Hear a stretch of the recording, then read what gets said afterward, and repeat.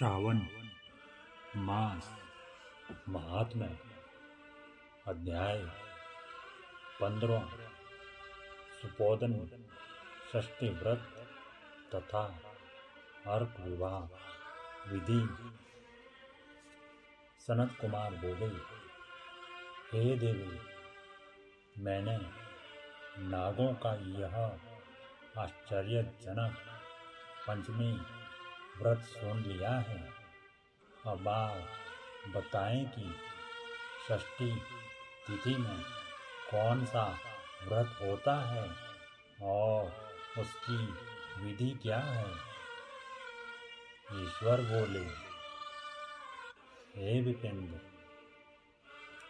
श्रावण मास की शुक्ल पक्ष में षष्ठी तिथि को महामृत्यु का नाश करने वाले सुपोदन नामक शुभ व्रत को करना चाहिए।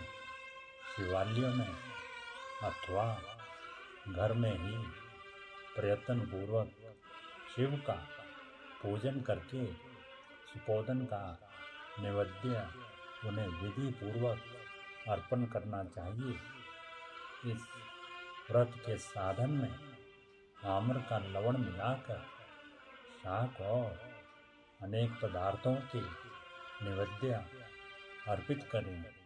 साथ ही ब्राह्मण को वायन प्रदान करें। जो इस विधि से व्रत करता है उसे अनंत पुण्य मिलता है। इस प्रकरण में लोग एक प्राचीन कहानी सुनाते हैं जो इस प्रकार से है। प्राचीन समय में रोहित नाम का एक राजा था। काफी समय बीतने के बाद भी उसे पुत्र रन की प्राप्ति नहीं हुई। तब पुत्र की अभिलाषा में उस राजा ने अत्यंत कठोर तप किया। ब्रह्मा जी ने राजा से कहा, तुम्हारे प्रारब्ध में पुत्र नहीं है। तब भी पुत्र की लालसा में वह राजा अपनी तपस्या से जरा भी विचलित नहीं हुआ।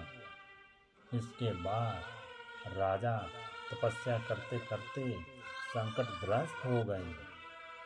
तब ब्रह्मा जी पुनः प्रकट हुए और कहने लगे, मैंने आपको पुत्र का वर तो दे दिया है, लेकिन आपका यह पुत्र अल्पायु होगा। तब राजा तथा उनकी पत्नी ने विचार किया कि इससे रानी का बांझपन तो दूर हो जाएगा, संतानहीनता की निंदा नहीं होगी। कुछ समय बीत जाने के बाद ब्रह्मा जी के वरदान से उन्हें पुत्र की प्राप्ति हुई। राजा ने विधि पूर्वक उसके जातकर्म आदि सभी संस्कार किए। दक्षिणा नाम वाली उस रानी व राजा ने अपने पुत्र का नाम शिवदत्त रखा। उचित समय आने पर भयभीत चित्त वाले राजा ने पुत्र का यज्ञोपवीत संस्कार किया, किंतु राजा ने उसकी मृत्यु के भय से उसका विवाह नहीं किया। तदंतर 16वें साल में उनका पुत्र शिवदत्त मृत्यु को प्राप्त हो गया। तब ब्रह्मचारी की मृत्यु का स्मरण करते हुए राजा को बहुत चिंता होने लगी कि जिन लोगों के कुल में कोई ब्रह्मचारी मर जाए तब उनका कुल खत्म हो जाता है और वह ब्रह्मचारी भी दुर्गति को पड़ जाता है।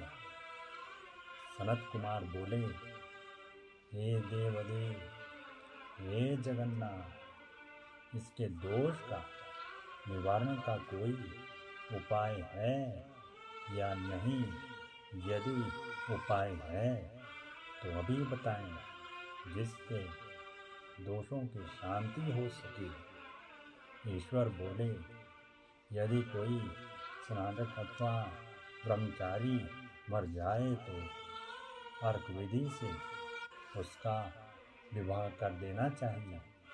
इसके बाद उन दोनों ब्रह्मचारी तथा अर्क को परस्पर संयुक्त कर देना चाहिए। अब अर्क विवाह की विधि कहते हैं, मृतक का गोत्र, नाम आदि लेकर देश काल का उच्चारण करके कर्ता कहे कि मैं मृत ब्रह्मचारी के दोष निवारण हेतु वैसर्गिक व्रत करता हूँ। सर्वप्रथम स्वर्ण से अभिवृद्ध करके अग्नि स्थापन कर अघार होम करके चारों व्याहृत्यों ओम भू ओम भुवः ओम स्वः ओम मः से हवन करना चाहिए। इसके बाद व्रत अनुष्ठान के उत्तम फल के निमित्त व्रतपति अग्नि के संपादनार्थ विशेषकर देवों के लिए घृत की आहुति डाले। उसके बाद चित्कृष्ट होम करके अवशिष्ट होम संपन्न करे। पुनः देश काल का उच्चारण करके इस प्रकार बोले, मैं अर्क विवाह करूँगा।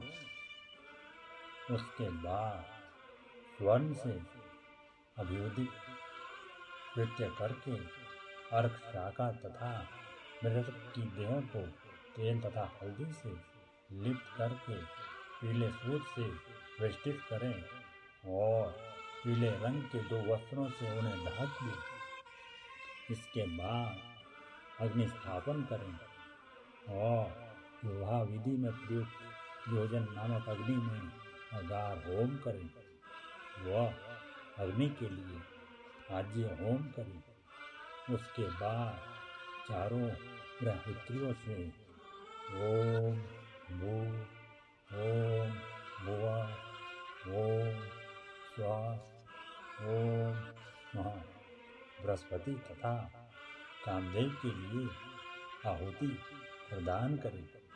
पुनः घृत से चित्कृष्ट होम करके संपूर्ण हवन कर्म समाप्त करें। उसके बाद आग की डाली तथा मृतक के शव को विधि पूर्वक जला दे।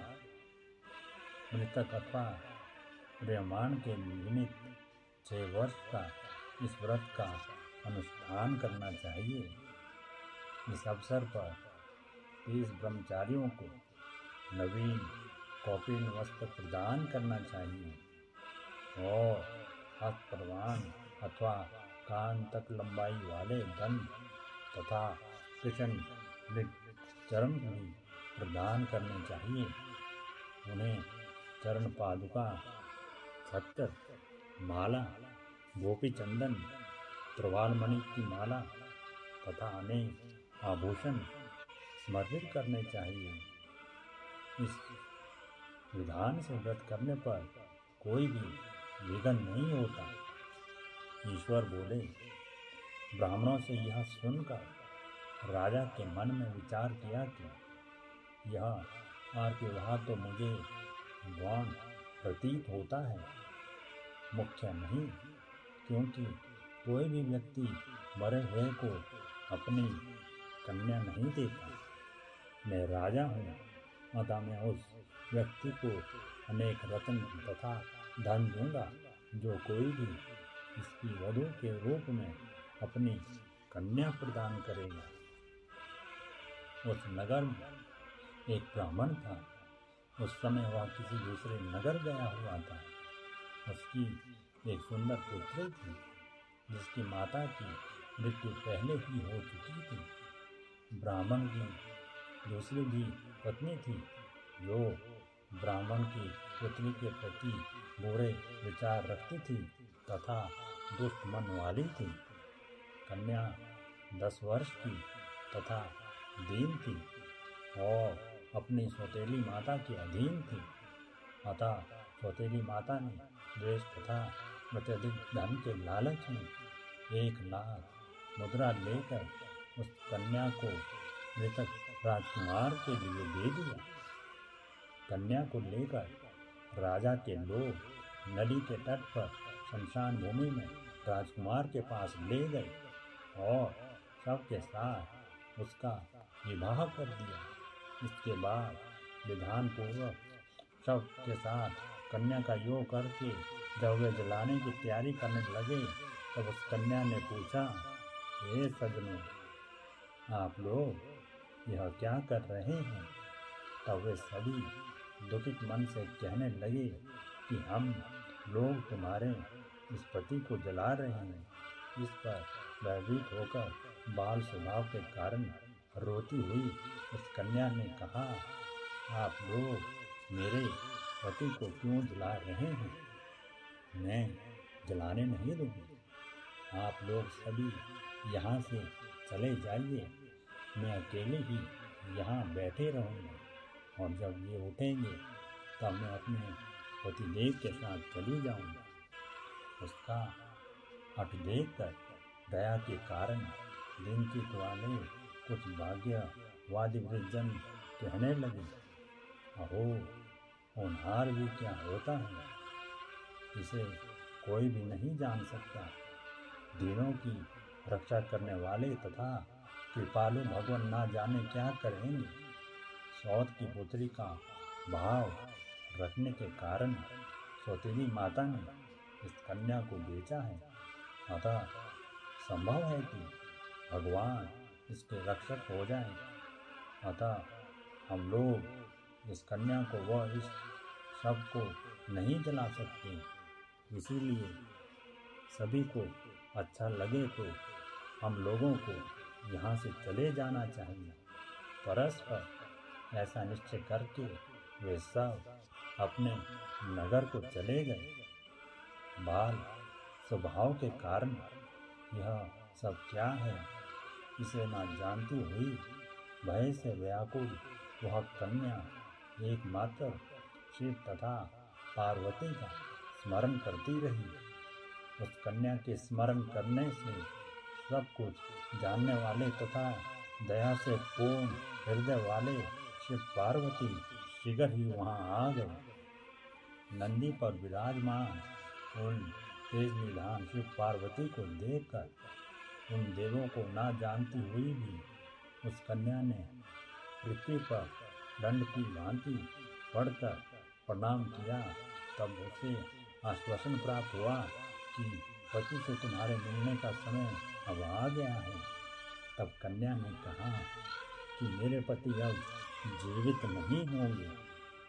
उसके बाद भाव से प्रसन्न तथा दया से परिपूर्ण श्री पार्वती ने कहा कि तुम्हारी माता ने पौधन नामक व्रत किया था। उस व्रत का फल संकल्प करके तुमने अपने पति को प्रदान करो। तुम कहो कि मेरी माता के द्वारा जो पौधन नामक व्रत किया गया है उसके प्रभाव से मेरे पति जीवित हो जाएं।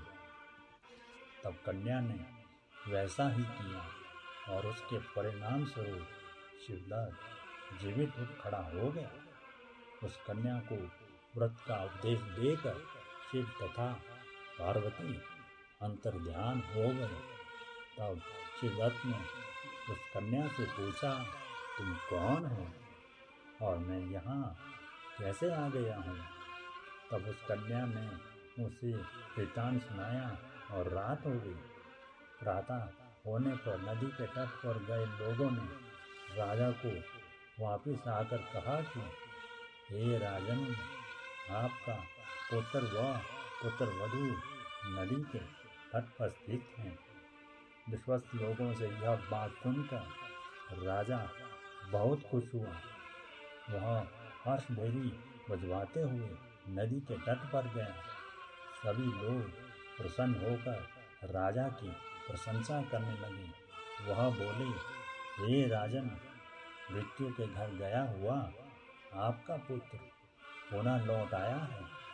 इस पर राजा पुत्र वधू की प्रशंसा करने लगे और बोले कि लोग मेरी प्रशंसा क्यों कर रहे हो? प्रशंसा के योग्य तो यह वधू है। मैं तो भाग्यहीन तथा अधम हूँ। धन्य और सौभाग्यशालिनी तो यह पुत्र वधू है, क्योंकि इसी के पुण्य प्रभाव से मेरा पुत्र पुनः जीवित हुआ है। इस प्रकार अपनी पुत्र वधू की प्रशंसा करके राजा ने दान तथा सम्मान के साथ श्रेष्ठ ब्राह्मणों का पूजन किया और ग्राम से बाहर ले जाए गए मृत व्यक्ति के पुनः ग्राम में प्रवेश कराने से संबंधित शांति की विधि को ब्राह्मणों के निर्देश पर विधि पूर्वक संपन्न किया। हे वत्स, इस प्रकार मैंने आपको यह सुपोधन नामक व्रत कहा है। इसे 5 वर्ष तक करने से अनंतर उद्यापन करना चाहिए। पार्वती तथा भगवान शिव की प्रतिमा का प्रतिदिन पूजन करना चाहिए और प्रातःकाल आम के पल्वों के साथ चरु का होम करना चाहिए। साथ ही नैवेद्य तथा वायन अर्पित करना चाहिए। मनुष्य यदि व्रत की बताई गई इस विधि के अनुसार आचरण करे तो वह दीर्घजीवी पुत्र प्राप्त करके मृत्यु के बाद शिवलोक को जाता है। हर हर महादेव।